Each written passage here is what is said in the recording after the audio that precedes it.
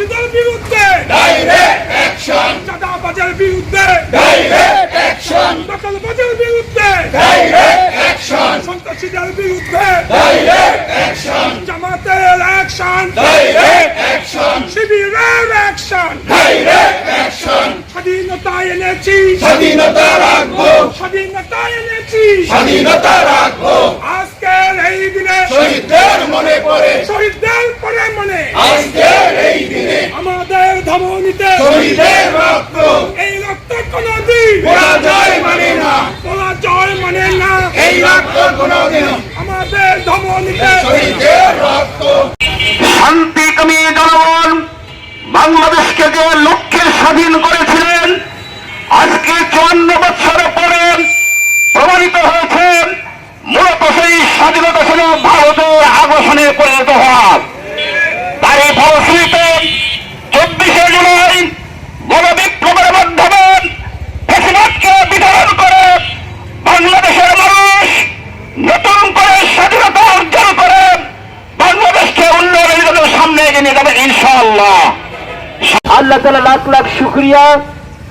আজকের এই স্বাধীনতার দিবসে আমরা যে বাংলাদেশ জামাত ইসলাম সিংহা উপজেলা শাখার এবং পৌর শাখার উদ্যোগে আমরা যে বিজয় র্যালি প্রচার করেছি, এই র্যালি আমাদের মাধ্যমে একটা বিষয়ে আপনাদের এই বাংলাদেশ অর্থাৎ সিংহা উপজেলা শাখার প্রত্যেকটা জনগণের কাছে একটাই মেসেজ, একটাই সংবাদ, সেটা হলো আমরা যে স্বাধীনতার সুফল 1971 সালের 26শে মার্চের যে স্বাধীনতার আমরা আকাঙ্ক্ষা করেছিলাম, 30 লক্ষ মা বোনের ইজ্জতের এবং অসংখ্য মুক্তিযোদ্ধার ইজ্জতের বিনিময়ে, সংগ্রামের রক্তের বিনিময়ে আমরা যে স্বাধীনতা লাভ করেছিলাম, সেই স্বাধীনতা আজকেও আমাদের মাঝে নাই।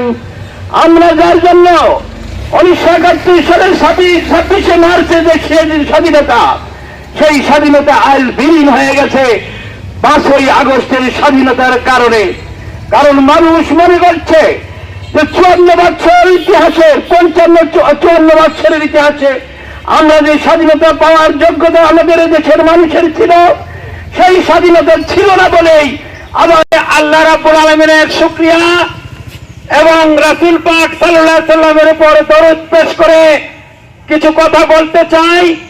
সংগ্রামী ভাইরা, আপনারা জানেন ফ্যাসিবাদ সরকার একটি ইসলাম বিরোধী সরকার ছিল।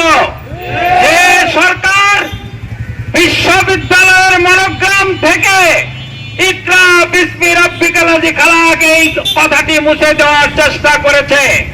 সামান্যতম কবি নজরুল ইসলাম একটা করেছিল, সেখানে ইসলামকে কেটে কবি নজরুল নাম দিয়েছিল। এই ছিল ফ্যাসিস্ট সরকারের চরম অধ্যক্ষ।